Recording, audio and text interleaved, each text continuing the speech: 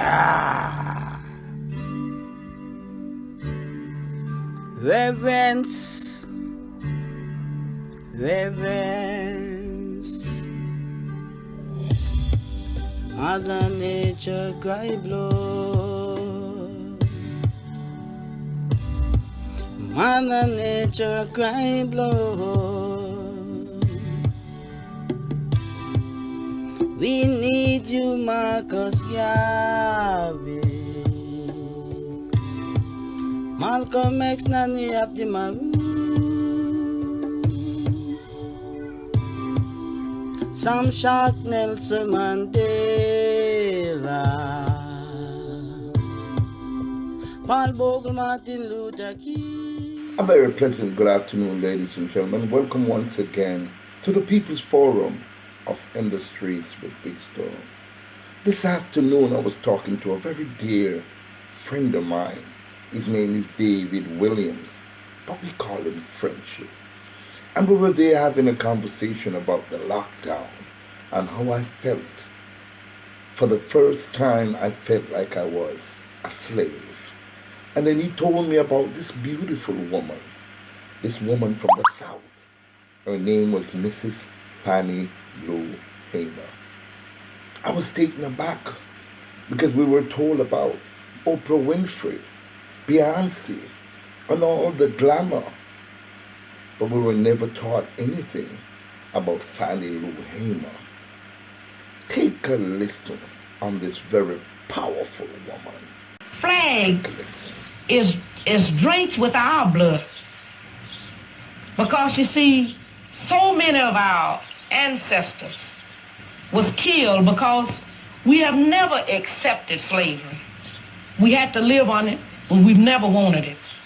So we know that this flag is drenched with our blood. So what the young people are saying now, give us a chance to be young men, respected as a man. As we know, this country was built on the black backs of black people across this country. And if we don't have it, you ain't gonna have it either, because we gonna tear it up. That's what they saying. And people ought to understand that. I don't see why they don't understand it. They know what they've done to us. All across this country, they know what they've done to us. All across the world, they know what they did to us. Let me refresh your memory of who this great African woman was. Let's go to the history books. Fannie Lou Hamer. She was born Fannie Lou Townsend, October 6, 1917. She was an American voting and women's rights activist, community organizer, and a leader in the civil rights movement. She was a co-founder and vice chair of the Freedom Democratic Party, which she represented at the 1964 Democratic National Convention. Hamer also organized Mississippi's Freedom Summer, along with the Student Nonviolent Coordinating Committee. She was also a co-founder of the National Women's Political Caucus, an organization created to recruit, train, and support women of all races who wish to seek election to government office. Hamer began civil rights activism in 1962, continuing until her health declined 9 years later. She was known for her use of spiritual hymnals and quotes, and her resilience in leading the civil rights movement for black women in Mississippi. She was extorted, threatened, harassed, shot at, and assaulted by white supremacists and police while trying to register for and exercising her right to vote. She later helped and encouraged thousands of African Americans in Mississippi to become registered voters and helped hundreds of thousands disenfranchised people in her area through her work in programs like the Freedom Farm Cooperative. She unsuccessfully ran for the U.S. Senate in 1964 and the Mississippi State Senate in 1971. In 1970, she led legal action against the government of Sunflower County, Mississippi, for continuing illegal segregation. Hamer died on March 14, 1977, at age 59, in Mound Bayou, Mississippi. Her memorial service was widely attended, and her eulogy was delivered by a United States ambassador to the United Nations, Andrew Young. She was posthumely inducted in the National Women's Hall of Fame in 1993. This woman from the South, a sharecropper, with barely a sixth grade education, she spoke so articulate and eloquently that when she speaks, the world listen. Ladies and gentlemen, the reason why I'm coming to you like this tonight, since March 11th, after our first case of COVID-19 came to Jamaica, and the lockdowns came, it is the first time in my 60-something years that I felt like I was a slave, having to follow orders and directions and to be inside at a particular time when I am accustomed to doing whatever I feel like I want to do because of what my ancestors did for me and for us. So this is the first time, I'm telling you, I feel like I am a slave. Luckily, my mental capabilities, my ability to research and to let my mind wander to the outside world has freed me from the mentality of being enslaved in the 20th century. It was a speech that she made, and Lyndon B. Johnson chose to come on television at the time she made this historical speech because she was so powerful in her orator. She was such an awesome speaker that he didn't want the rest of America and the world to hear. Fannie Lou Hamer. I'm going to bring you excerpts of that speech that changed the history of the United States of America. A black woman, a woman of superb class and beauty, Fannie Lou Hamer. Take a lesson and be inspired. Mr. Chairman, and to the Credentials Committee, my name is Mrs. Fannie Lou Hamer, and I live at 626 East Lafayette Street, Louisville, Mississippi. Sunflower County, the home of Senator James O. Eason and Senator Stinney. It was the 31st of August in 1962 that 18 of us traveled 26 miles to the county courthouse in Indianola to try to register to become first-class citizens. We was met in Indianola by policemen, highway patrolmen, and they only allowed 2 of us in to take the literacy test at the time. After we had taken this test and started back to Louisville, we was held up by the city police and the state highway patrolmen and carried back to Indianola, where the bus driver was charged that day with driving a bus the wrong color.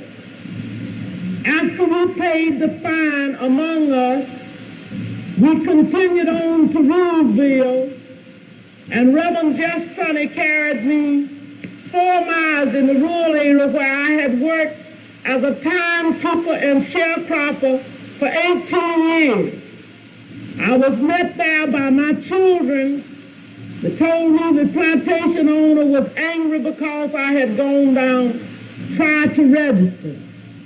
After they told me, my husband came and said the plantation owner was raising Cain because I had tried to register. And before he quit talking, the plantation owner came and said, Fannie Lou, do you know, did Pap tell you what I said? And I said, yes, sir. He said, well, I mean that if you don't go down and withdraw your registration, you will have to leave. So then if you go down and withdraw, so you still might have to go because we're not ready for that in Mississippi. And I addressed him and told him that I didn't try to register for you. I tried to register for myself. I had to leave that same night. On the 10th of September, 1962, 16 bullets was fired into the home of Mr. and Mrs. Robert Tucker for me. That same night, 2 girls were shot in Louisville, Mississippi. Also, Mr. Joe McDonald's house was shot in. In June the 9th, 1963, I had attended a voter registration workshop, was returning back to Mississippi. 10 of us was traveling by the Continental Trailway bus. When we got to Winona, Mississippi, which is Montgomery County, 4 of the people got off to use the washroom. And 2 of the people used the restaurant. 2 of the people wanted to use the washroom. The 4 people that had gone in to use the restaurant was ordered out. During this time, I was on the bus. But when I looked through the window and saw they had rushed out, I got off of the bus to see what had happened. And one of the ladies said it was a state highway patrolman and a troop of police ordered us out.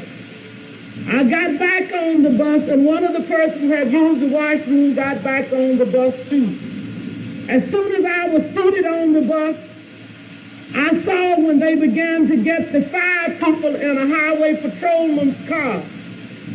I stepped off of the bus to see what was happening, and somebody screamed from the car that the 5 workers was in and said, "Get that one there." And when I went to get in the car, when the man told me I was under arrest, he kicked me. I was carried to the county jail and put in the booking room. They left some of the people in the booking room and began to place us in cells. I was placed in a cell with a young woman called Miss Vesta Simpson.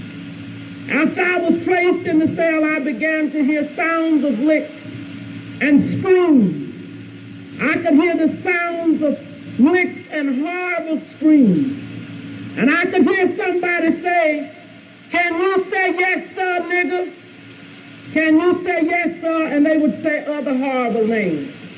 She would say, "Yes, I can say yes, sir." So I said, she said, "I don't know you well enough."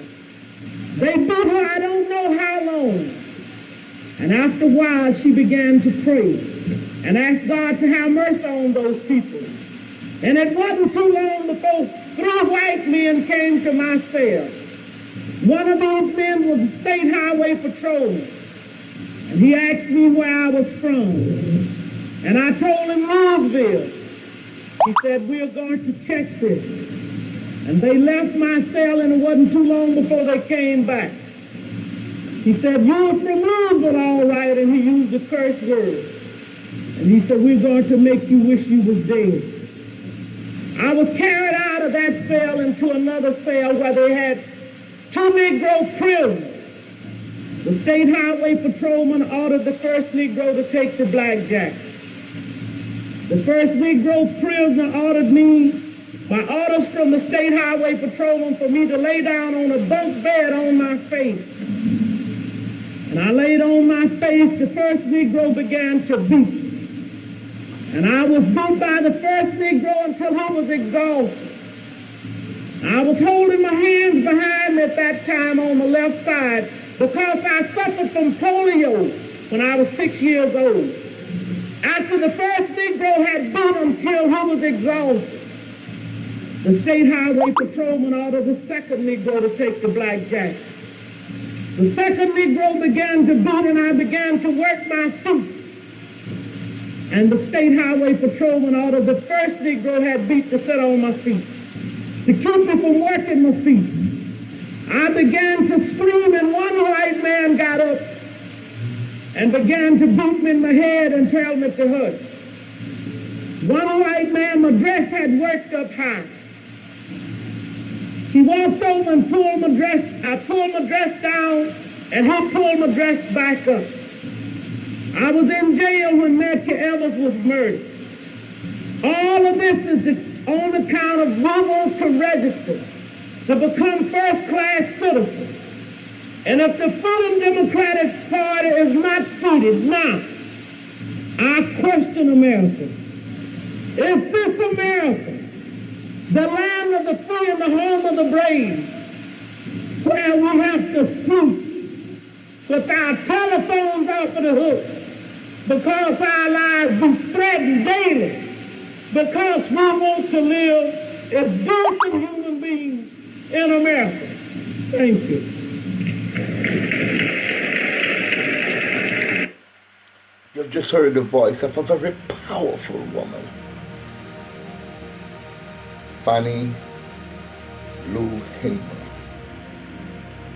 Please teach that name, Jamaicans, to your children and your children's children. Teach it like how you teach Nanny of the Maroons. Teach it like how you teach Marcus Garvey. Teach it like how you teach Martin Luther King. Teach it like how you teach Nelson Mandela. Teach it like how you teach Harriet Tubman. Teach Fannie Lou Hamer, a remarkable human being, a saint, a prophetess. I could never be a slave. I could never live my life in the conditions of a slave. I'm watching to see what is happening with this pandemic. How much further we will be locked down. Stay in your house. I feel like I'm a slave, but I could never be. Because even if you enslave my physical body, my mind, my soul, my ambition is to be free. I was born free. The Almighty Jah made all of us free. I refuse to be enslaved. Ladies and gentlemen, thank you very much for listening. And my friend David Williams, thank you for bringing forth such a remarkable human being. Thank you very much for watching. And please have a great day.